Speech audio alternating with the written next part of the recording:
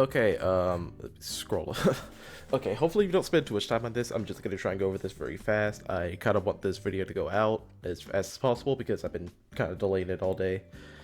So first off, Pokemon Presents came out. We saw a lot of new things about the DLC, and one of them is this Apollon, this Pokemon named Diplin, which is new evolution of Applin. Is kind of like it's kind of like the Hitmon situation in the sense where like there's three evolutions and they all have like three different ways of evolving them. So this thing gets a new ability called, which we're going to talk about a bit. We got to talk about the new move first, which I think is probably the most interesting part, is that it has this new move called Syrup Bomb, and it says one move that Diplin can learn. Syrup Bomb is grass type special attack that causes an explosion of syrup. This Pokemon goes to the targeted syrup, causes its speed stat to lower each turn for 3 turns. Now, I'm gonna be completely honest, I think this is more of a doubles Pokemon than a singles Pokemon, but I can definitely see this thing having some kind of use in OU in the first couple of days. So one way that it can do that is that you can, let's say this is a calc, this is probably one of the scariest sweepers. You have Sneasler. The air balloon, it's like scare people away from hitting it, because once you hit it, it hits that amazing speed stat, and that is if you're Jolly, but if you're Adamant, you're still 678. That's still amazing speed stat. Now, let's say you get hit by this move. We don't know the base power, but we're just gonna do the speed stat. So lowered by 1. 452 is where like some Scarf Mons are starting to catch up to you, but you're still faster than like the faster Mons that just Dragapult and Mons of that nature. If you're -2, you're pretty much back to where you started, and if for a mon with like base 105 speed or higher, they start to outspeed you. So let's say, for example, if you already get Terra and you don't have whatever Terra you have, you're gonna get smacked by Iron Tread's Earthquake. You're gonna get hit hard by Enamorous Moonblast. All of that stuff. And then, like I said, this is if you're Adamant. Even if you're still the speed boosting nature, some of this stuff will probably still apply. But at -3, you're now slower than like an offensive Tusk, who can just, like I said, if you don't have Terra, which judging by most teams probably have to use it for some kind of defensive use. If you don't have Terra, Great Tusk can just immediately outspeed you, kill you with Earthquake, Monza that. It doesn't take that much to outspeed you at this point. And that's, like I said, you got hit, your air balloon's no longer there, you get unburdened. It's like, oh cool, I'm only -1, and then -2, you're starting to get really really crippled at this point. So yeah, that's one way I can see that it'd be very useful, and the reason why I say it's going to be more of a doubles Pokemon is because of its ability. Super Sweet Syrup appears for the first time in Part 1. Diplin first settles battle to the set to the syrup spreads across the field, lowering the evasiveness of opposing Pokemon. So the reason why I say this is going to be like more of a doubles thing is because, you get more accurate Rock Slides, you get more accurate Precipice Blades, more accurate Origin Pulses, all those kinds of moves. But in singles, this can be very useful for itself because you don't have to worry about missing Draco, Meteor, or whatever other inaccurate moves this thing can get. So I think this thing would be like a really good lower tier Pokemon. I don't know where that would be, but I feel it would definitely have a niche. So next up we have Archaludon, which is actual evolution of Duraludon, which is wild to think about considering that thing has 535 base stats. It gets Stamina, which was Mudsdale's signature ability. And looking at this thing, it's probably gonna have more special defense, but it's also gonna have a lot more defense than it did last time. Probably likely get the cost of speed. 85 speed is pretty decent, but it's probably gonna take a hit in that department in term for more bulk. So one silly little thing is that you can switch this in on a maybe you have Stealth Rock on this field, you can switch this thing on with Max Fizz Def, get hit by Rapid Spin by Great Tusk, and all of a sudden it can't really do much to you. You have a lot of special moves you can just throw down on it. It probably won't have that much use in UU or OU, but I could definitely see this thing being used in U in it won't have much use in OU, but I could definitely see it being used in UU. That's what I was trying to say. Sturdy is always a great ability. This thing could be like a suicide lead, and then Custat Berry, like Suicide Draco Meteor or something like that. But the main thing is that its new move, Electro Shot, is essentially an electric clone of what do I try to say? Meteor Beam. You know, Archelodon has vast quantities of energy, fires off a high voltage bolt of electricity. And you can see that before the attack hits, it gets a special attack raise, and then it hits. But the thing that makes it different from Meteor Beam is that under rainy conditions, Archelon can immediately fire this thing off. So it's not only is it a clone of Meteor Beam, but it's also a clone of Solar Beam in rain. So this thing will definitely be a rain staple. You know, I can see this thing being alongside, you know, Pelipper, Floatzel, whatever other special sweeper I can think of, Bastion Legion. So this thing will most definitely be a staple on raid teams alongside those three. Excuse me. And I can definitely see this thing having very high usage in whatever tier it lands in. Okay, so now we're talking about the new legendaries. This is from February, but I just want to go over them again in case you don't know. You have Ogerpon, and then you have Terapagos. Ogerpon is going to be in DLC 1, this is going to be DLC 2. These three are going to be also going to be in DLC 3, or DLC 1. And I think these three will be very good. You know, maybe kind of like cheese strategies, considering that their ability their abilities are essentially poison touch on steroids, because it works on special moves and it badly poisons. The reason why I talked about this is that they have new forms. So you have the normal form of Terapagos, which is just a silly little guy without all of the fur and whatnot. And then you have the terrestrial form, which has all of the types on it. And so, like, see, you have normal, water, fire, grass, electric, what I assume is ground or maybe poison, and then that just goes over and over. And an interesting theory that I have about Terapagos is that they nerfed Protean to have it only work on one turn, because that's what this thing's ability is going to be. And that's just my personal theory on it, you know, because there is a lot of legendaries with just reskinned abilities. Like you have Teravolt and whatever you have Teravolt for Zekrom, and then whatever the other one is for Reshiram. And those are just essentially bolt breakers, so it will be like, this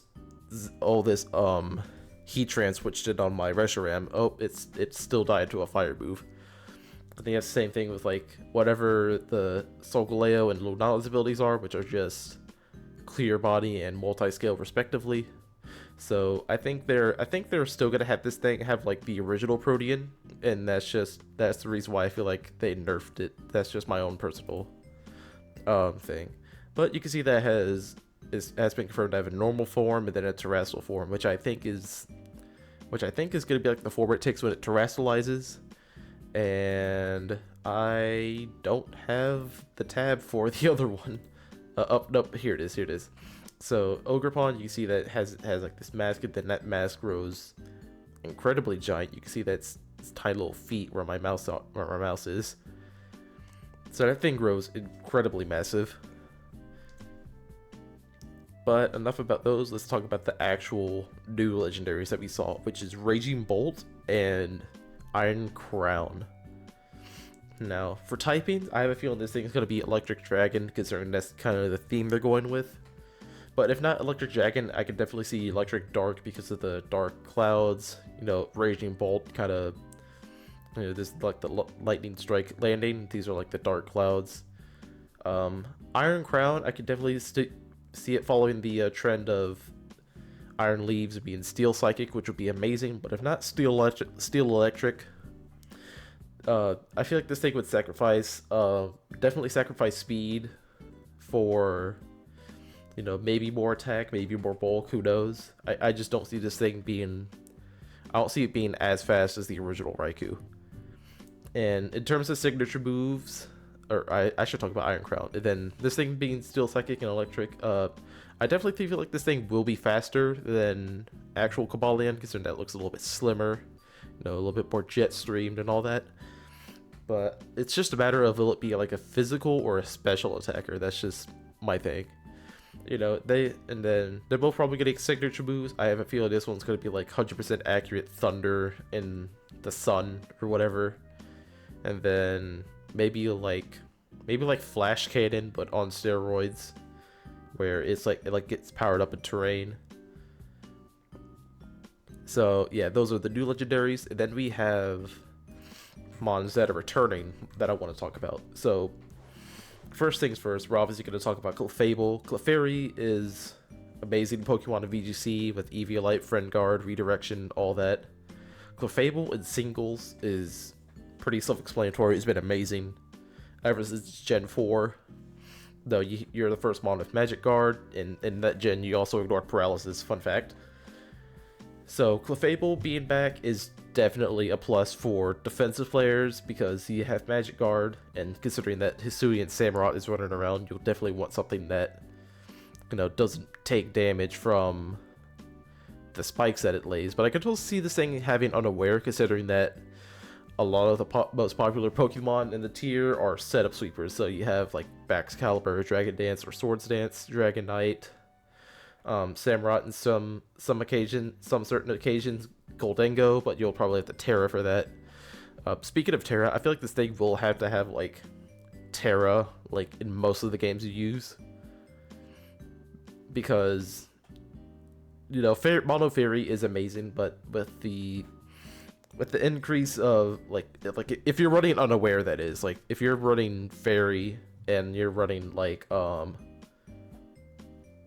Magic Guard, I don't think this thing would have to Terra, but if you're running Unaware, you most definitely will have to for like setup sweepers, and or not setup sweepers, but like to take hits from like other mons and all that, because you're going to be taking Stealth Rock, you're going to be taking Sand when Tyranitar comes out of retirement, you're going to be taking Spikes from Hisuian Samurott. Glabora, if you don't have a poison type, Glabora is going to Toxic you. So yeah, Clefable being back is most likely going to keep its defensive role, and is still going to be the bane of my existence. Ninetales as an alternate Sun Center. You know, you're going to have access to Will-O-Wisp, Hex. It's obviously more offensive than Torkoal, who's more defensive. But the thing about Torkoal is that it has like, they're both very like utility based. So Torkoal has what am I trying to say? Torkoal, it has Rapid Spin, it has Stealth Rock, it has Yawn. You have, and I think I think Torkoal has Will-O-Wisp, but if not, it does still have Lava Plume, which can burn the opponent at 30%. Or 30% of the time, I should say. Ninetales, you do have Will-O-Wisp, you do have Hex, Hypnosis, if you want to be a little bit silly. You also have Nasty Plot, plus Overheat, and Flamethrower, and Solar Beam, and all that. So yeah, I could definitely see this thing having definitely be more offensive, but I think it's just going to be outclassed by Torkoal. Poliwrath, another physical Rain Sweeper, but this time with Belly Drum. You know, pretty much does the same thing that it did last couple gens, just Belly Drums, Aqua Jets, Drain Punch. Maybe it'll get Ice Spinner, that would be a cool upgrade over Ice Punch. But yeah, this thing's just gonna do the exact same thing it always did. And then we gotta talk, and I'm only going over mons that I see like having some kind of use in OU. So, you know, I'm not going to talk about what Arbok can do, or what Blossom can do, or Snorlax just does the exact same thing every gen, it just curses. You know, not swearing, but like Furret, you know, I'm not going to talk about those mons, however, I will talk about Ambipom, because I definitely see this thing having like a scary offensive role, because this thing will have Terastallization, and not only that, but it has Technician, and it has access to loaded dice. So with Tail Slap, I could definitely see this thing being like a normal type deletion button. because if you have a rock type, or if you have like a rock or steel type, I'm pretty sure this thing has like some kind of fighting coverage. And if you run to and if you're a ghost type, this thing does have Shadow Claw.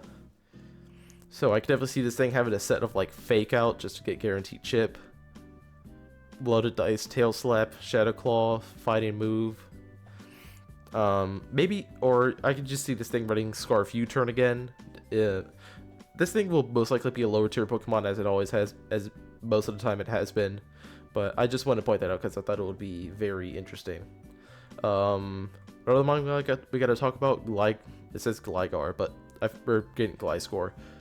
This thing is going to be mad terrifying with Terra Water, Terra, maybe Terra Fairy. But this thing is just gonna do what it always does. It comes in, gets its Toxicroak activated, sets up Stealth Rocks, gets a Roost, gets U-Turn chip off, gets Earthquake. It can set up with SD, Facade. But yeah, Gliscor being back is definitely gonna be very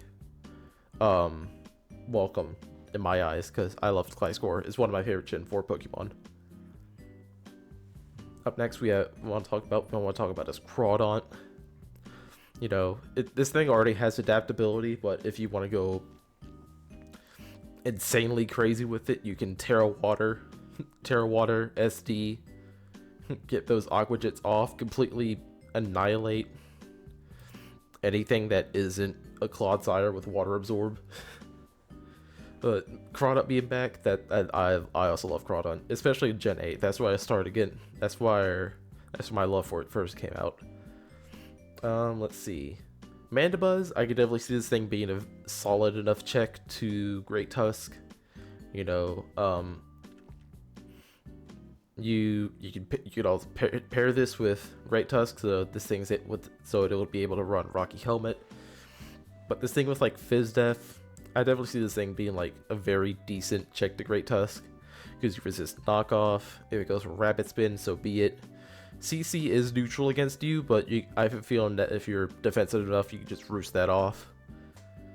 But you'd have to be careful. You would have to be careful if you're faster, because if you roosted, it goes for close combat. That's doing a lot more damage than it would normally. But I think that's the end of, well, Trevenant is one of my favorite Pokemon, but I'm not going to talk about it, sadly. But then we get to talk about, you know, the mons that are guaranteed in the second DLC, which comes in winter this year. Fun fact about Sandslash is it's the third confirmed Sandrush user, and the other two is Houndstone, which had its best move removed, and Lycanroc, which is already fast enough as is. So yeah, Sandslash is back in the party. Hitmontop, these three I could definitely see having like their niches in the lower tiers. You know, maybe this thing has Terra Steel, Bullet Punch, Terrifying High Jump Kicks to nuke anything that isn't a ghost type. Hitmontop does what it always does, be defensive with Intimidate and all that. Rhyperior, I could definitely see having some kind of usage in the beginning, because you could just tear it out of its bad typing. You know, maybe give it grass, maybe give it water. Steel could be a good one, but I have a feeling Rhyperior is gonna be like something you will have to look out for in OU. Skarmory being back with Terastallization, I could definitely see this thing being even more ludicrous than it already is. That it's just gonna be doing the same thing it did the last couple gens, although being a manual spike setter in a tier with Hisuian Samurott and being a Steel Flying in a tier with Corviknight, it's definitely gonna have a rough time, but in OU, this thing will be highly appreciated. But Skarmory being back, that's a big plus for some people. Flygon could do pretty much the same thing as the past couple gens. It could be Scarf, it could be defensive, it could be Choice Banded, it could be Choice Specs if you want. But me personally, I'm still going to use the Scarf set with U-Turn and Earthquake, Draco Meteor, Scarf Mix, Scarf, whatever you want. Flygon is kind of a build it yourself Pokemon, considering that it has fairly balanced stats. Who else? Mamoswine. Mamoswine is going to be hopefully good. You know, you do kind of lose to Great Tusk. You do kind of lose to Hisuian Samurai. You do lose to a lot of the physical sweepers, considering that they have moves that are neutral or super effective against you. But I can still see this thing having some kind of use, considering that Mamoswine is a fan favorite, and it's one of the... And if you want to test how good a Mon is, you just throw it up against Mamoswine, because Mamoswine is like a Mon that like not many things can wall, because it hits flying types with ice moves, it hits steel types with ground moves. This thing will have some kind of use at the lower tiers, I think, but maybe in OU you'll run across it a while, or whenever the DLC drops, this is probably going to be the first Mon you see off of MV's channel. Considering that this does get the snow defense boost. But yeah, we're almost done. I just want to talk about a couple more Mons. Metagross, I can definitely see this thing, you know, being more offensive this gen with Terra, or being more defensive this gen with Terra also. You know, maybe Terra Water, Terra Fairy, Terra Flying, if you're wide about it. It all just depends on what threats you want most secured. Like, if you want this thing to be able to set up in the face of a Great Tusk, maybe go Terra Flying or Terra Fairy. If you want something that's able to handle Dragonite to a certain extent, you can go Terra Ghost for the normal types, or for E-Speed. Metagross will most definitely be somewhat fine, I think. Conkeldurr is... I don't even want to think about what Conkeldurr can do with Terra, because you just give this thing guts, you can make it a normal type, make it a Giga Nuke with Facade. Then you'll still have the Fighting Stab, of course. Or you can just run like an Elemental type for your Iron Fist punches or Sheer Force moves or whatever. Conkeldurr, most likely UU, and will be a vicious wall breaker. Whimsicott, more Whimsicott's gonna be more what do you call it? Why can't I think? Whimsicott's gonna be more doubles oriented, as it is a great Mon there. But in OU, I don't think this thing is gonna have a tough time, considering that Samurott is a dark type, which is immune to Prankster. Gholdengo just shuts this thing down immediately. But that's about all I can think of. Chichito, you just get outclassed by Maushold, to be honest. Reuniclus being back is going to be fun, because you have Magic Guard. You're able to set up. I don't think this thing gets unaware. No, it's Magic Guard is what it gets. So you get Magic Guard. You're able to get up at Acid Armor. Able to Terra Fairy. Terra Fairy hit stuff. Terra Blast fighting, if you don't want to rely on Focus Blast. Being mono Psychic was kind of bad for it, but now you're able to Terra out of that type, because the dark types you would be weak to. You could just Terra Fairy. Ghost types, you can... Well, I don't know what you would want Terra for Ghost types, but you lose the weakness to it, which would be very good. Chandelure, I can definitely see having, like, you know, with the Paradox Mons that benefit under Sun, I can definitely see this thing being a nuke.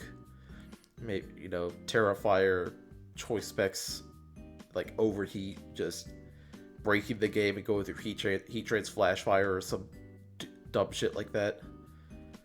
And I think that's all I wanted to cover. I'm kind of... I talked a lot longer than I was thinking. I was hoping to get something like 15-20 minutes. It's almost 25. Yeah. That's all the DLC news. I'm not gonna set up an intro. I'm just gonna end the recording, and I hope you have a good one. Like, subscribe if you're excited about DLC, and I'll see you in the next one.